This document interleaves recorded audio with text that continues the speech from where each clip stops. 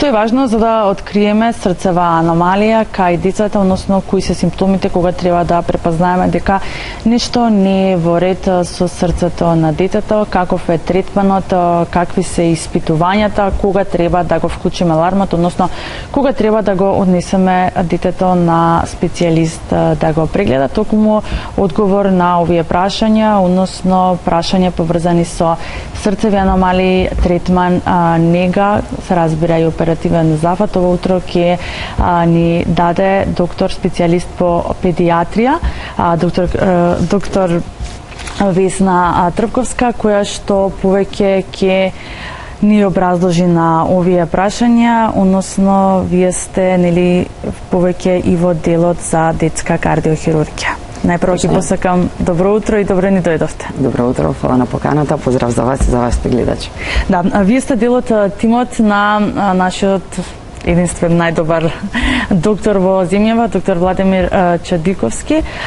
Какви се интервенции имате направено во овој 2-годишен период откако сте дел од клиничката болница Аџи-Бадем Систина и што сега сочинува одделот?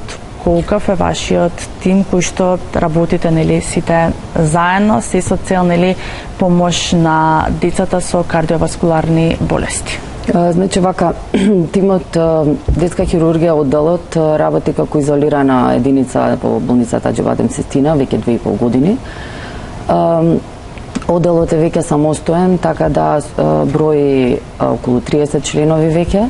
30 членови кои што дел се лекари, дел се високо спремни медицински сестри, како и помошен медицински персонал. Обемот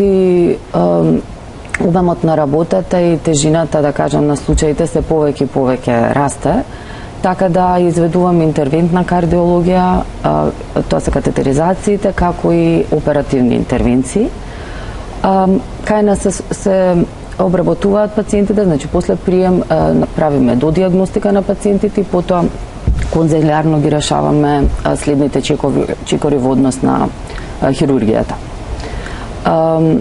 Значи, одделот е веќе поставен, да кажам, опремене, има собствени интензивни единица за интензивна нега со неколку места за интензивно лекување, потоа соба кај што престојуваат, 2 соби кај што престојуваат со родител, така да го офаќаме целиот дел од преоперативна, оперативна и постоперативна нега на пациентите.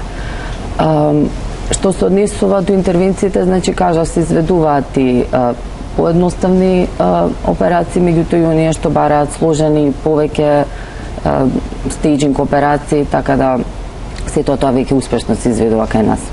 Така, докторке, што е најважно за рано детектирање на болеста, односно да се открие дека детето има некаква срцева аномалија? Значи, во денешно време тука ни представува златен стандард, да кажеме, феталната ехосонографија, кај што имаме можност уште пренатално во период на бременост на мајката да детектираме одредени аномалии.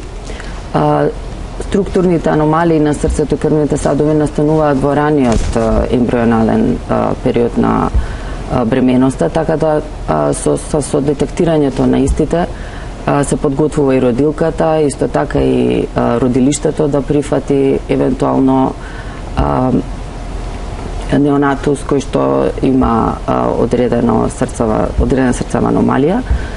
Понатаму во неонаталниот период, значи сите клинички знаци кои што ни упатуваат на постоење на некаква аномалија, треба со време да се детектира, значи останува потоа ехосонографијата, значи кардиолошкиот преглед и едноставно воучување на проблеми кај, например, кај неонатусот, ако забележиме дека има шум, ако има потешка адаптација на вон утерусниот начин на живот, ако забележиме намалена оксигенација, значи сите тие симптоми што ни упатуваат на тоа дека можно е да има потреба детето да се прегледа од специјалист. Потоа во дојнешка возраст, кога имаме доцнење во развојот, потење, потешкоти при хранење, чести респираторни инфекции, сето тоа ни наложува да помислиме дека можеби нешто се случува дека можно да постои некоја структурна аномалија која што заслужува дополнително внимание. Така, кои се најчистите аномалии кај децата кои што се? Па најчистите се нарушувањата на септумот на срцето, значи тоа е атриалниот септум и вентрикуларниот септум. Потоа перзистирање на дуктус, тоа е дуктус артериозус, тоа е една комуникација фетална која што очекуваме во првиот месец од животот да се затвори, значи перзистирање на истата побарува затварање. Така да тие се најчистите, меѓутоа еве низ овие 2 години видовме дека и другите не се така ретки, така да ги имаме и другите структурни аномалии на срцето и на големите крвни садови. На која возраст најчесто се откриваат срцевите аномалии?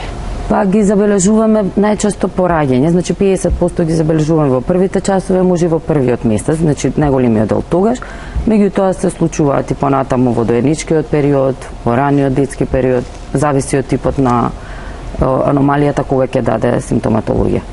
Да, и каква е подоцна, нели ве откривате аномалија кај децата, каква е соработката со родителите, затоа што сепак нели се работи за едно мало бебе на кое што би требало да му се направи нели оперативен зафат. Родителите ни се трета талка во тие се неминовен дел во соработката. Значи ние соживуваме во целата ситуација, така да со нив соработката е неминовна, почнувајќи од диагностиката, понатаму припремата за оперативна интервенција, психолошкото едно советувалиште, да кажам, што го нудиме и се случува, потоа текот престојот во интензивната нега, посетите, давањето на информации, објаснување на тежината на состојбата и нормално предвидување, да речам, на исходот и на прогнозата понатаму. Со родителите останува соработката и по операција, значи оној фоллоуап што следи понатаму, така да редовни кардиолошки контроли, совети околу превенција од инфективен ендокардит, пратење на хемодинамиката, пратење на ритамот понатаму, пратење на растот и развојот, легувањето во пубертет, советување за евентуална физичка активност, вклучување во групни спортови, значи сето тоа останува таа соработка, да кажам, со родителите постојано. Така, докторке, вие сте во оној дел пред и после оперативниот зафат. Каков е третманот после оперативниот зафат? Значи, по прием на нашата единица се подготвува, значи ги правиме ние дополнителни диагностички методи, што подразбира имиджинг, лабораторија, микробиологија. По таа преоперативна подготовка пациентот се подготвува, значи, за елективен хируршки програм, кој што го договараме со хирурзите, анестезиолозите и останатиот персонал. По оперативната интервенција, пациентот престојува на единицата за интензивна нега, каде што во зависност од тежината на интервенцијата и состојбата, престојува таму неколку денови, не може да се предвиди тоа. За потоа по стабилизирање на состојбата, значи да се префали во соба со родител, која што веќе е, да кажам, полуинтензивна соба, каде што таму е патот кон дома, да речеме. Така да нашето оделение, значи, да кажам, го покрива целиот тој процес од прием на пациентот па се до испис и нормално сите членови сме вклучени интердисциплинарно во сите фази.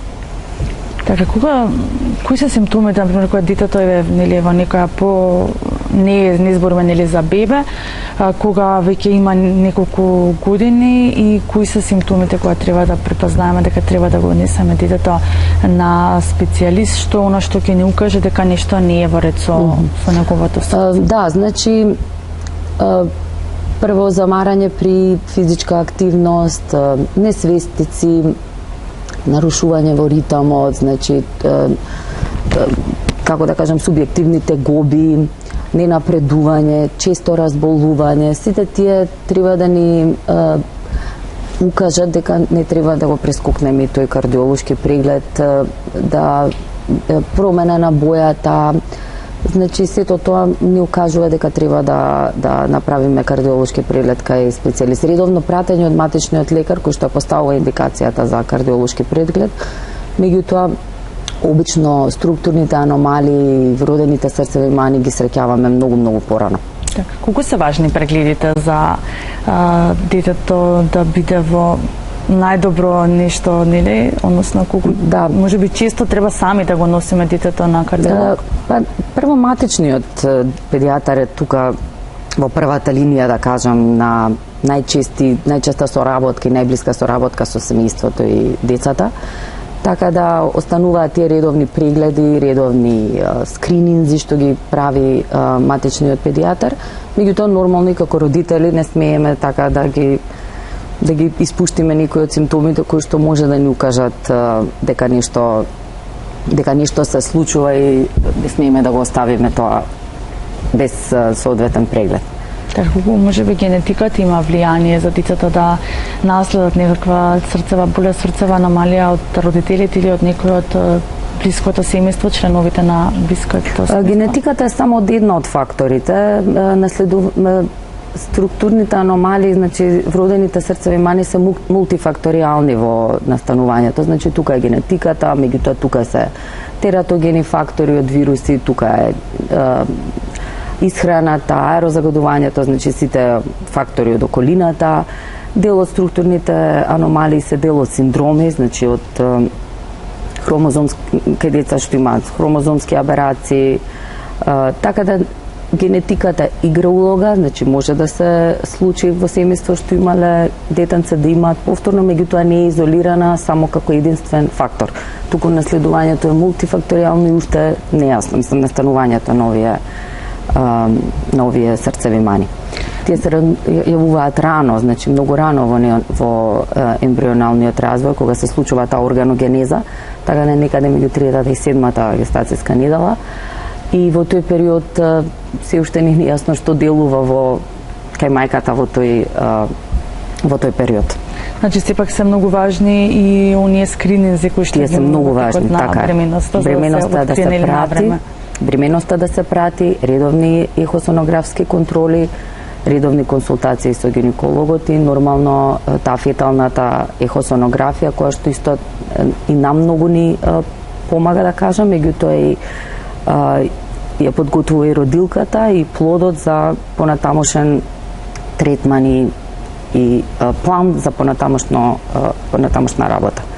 На докторка споменавме дека вие сте вклучени во делот пред и после оперативниот зафат, односно во дел на интензивна нега. Што следува после оперативниот зафат, односно како после се развива детето? Дали може да функционираат нормално како и останатите деца? Имаат ли некакви потешкоти? Дали може би нешто им е забрането?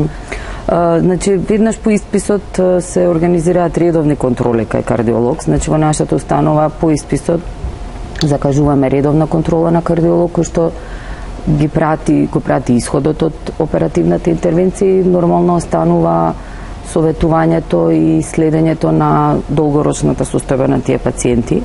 Кај оние пациенти кои што се со полесни, да кажам, срцеви мани, кои што комплетно е решена хируршката мана, кај тие очекуваме да имаат нормален тек на раст и развој и нормален живот како и нивните врсници, додека кај оние пациенти кај кои што е посложена дијагнозата, кај кои што бараат повеќе оперативни интервенции, кои што имаат потешка мана, тогаш кај нив се лимитирани и спортските активности и, да кажам, квалитетот на живот, некогаш имаат и мултиорганско засегање, значи не е само срцето орган кој што е оштетен, така да контролата понатаму е различна според дијагнозата и според операцијата што е направена. Меѓутоа, генералните препораки остануваат дека мора да се прати растот и развој, да се превенира инфективен ендокардит, кој што може да е фатален.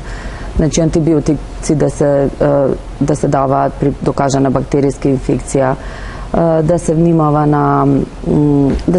кај кое дете, како да се спортски активности, дали да се оди на спортски активности, тимски активности, да се прати евентуалната потреба за реоперација, за реинтервенција.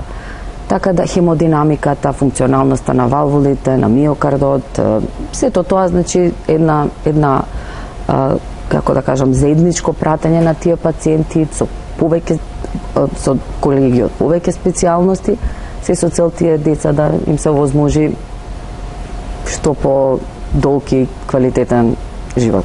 Да. Споменавме, вие сте 2 години веќе дел од клиничката болница Аџибадем Систина и дел од тимот на доктор Владимир Джедиковски. Колку е важна опремата и условите за оперативниот зафат, за негата пред и после операцијата на детето и за целокупното закрепнување, се разбира? Да, значи опремата е нашето орудие за работа, така да е важна, многу е важна, и сега можам да се пофалам да кажам дека вистина уживаме еден одел кој што може да ни ги обезбеди тие работи и да пружи за пациентите она што е неопходно. Така да ги имаме сите тие неопходни работи за згрижување на пациентите, за нудење на соодветен третман и нега. Се надеваме дека во иднина ќе расти нашата, како да кажем, и експертиза и обемот на работа и предизвикни се и дополнителни некои интервенции кои што сега ни ги изведуваме, да ги изведуваме, така да се надевам дека само ова што сега ни се случува ќе расте и во смисол на опрема, и во смисол на тим, и во смисол на обем на работа. Така да, и така како е битна опремата, меѓутоа, сепак тоа е само еден дел од работата, али можам да кажам дека навистина сме задоволни и ние и пациентите. Која ви беше најтешката операција за овие 2 години? Имало многу тешки операции, имало и тешки операции, имало и пациенти кои што долго престојуване на оделот, пациенти кои што сме се зближили со семејствата, пациенти кои што несреќно завршиле, така да за овој период сите ние некако сме многу и меѓу нас, меѓутоа и со работата сме блиско поврзани. Така да не би можела да издвојам еден пациент. Имало навистина пациенти кои што некои доаѓале, заминувале, меѓутоа имало пациенти кои што подолго време останувале, кои што така сме се зближили и со нив и со родителите. Меѓутоа сите ни се, како да кажам, блиски, со сите работиме подеднакво. Доктор, ќе ви благодарам, се разбира, за гостувањето и за одвоеното време што утробивте дело Добро утро секој утро. Ви благодарам и вам. Среќни празници се негово. Среќни празници и вам. Беше тоа доктор Весна Трповска, специјалист по педиатрија, односно за детска кардиохирургија, повеќе во делот на интензивна нега.